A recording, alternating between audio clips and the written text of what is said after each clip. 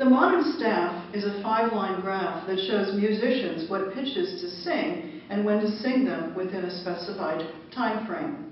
Its horizontal axis represents time, while its vertical axis represents the relative frequency of pitches.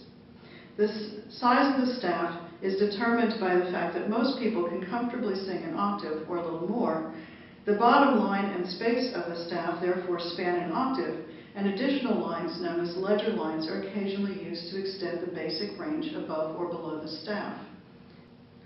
3 clefs, C, F, and G, define the range of the staff and specify the names of the pitches on the staff, A through G, in relation to them. Here's the G clef, the C clef, and the F clef. The F clef is positioned to orient pitches in relation to the F at 174.61 Hertz. The G clef is positioned to orient pitches to the G at 392 Hertz. And the C clef is positioned to orient pitches to the C at 261.63 Hertz. A staff defined by the F clef will orient relatively low pitches, and one defined by the G clef relatively high ones, while the C clef orients mid-range pitches.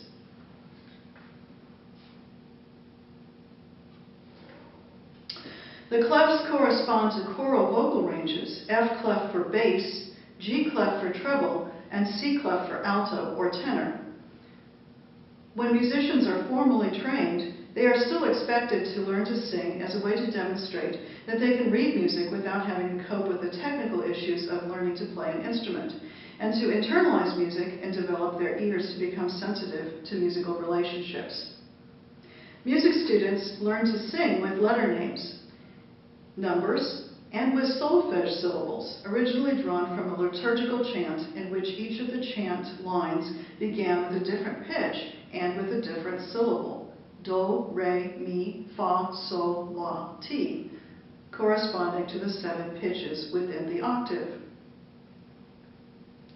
Note the correspondence between the F and G clefs in the term solfege from the syllables sol and fa for G and F.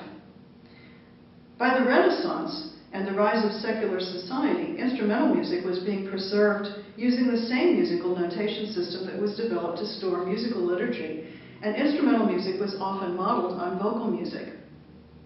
Shortly after the invention of the printing press in 1450, printed music became widely available, and this had sweeping ramifications for society. Not only did more people become literate, but they became musically literate as well.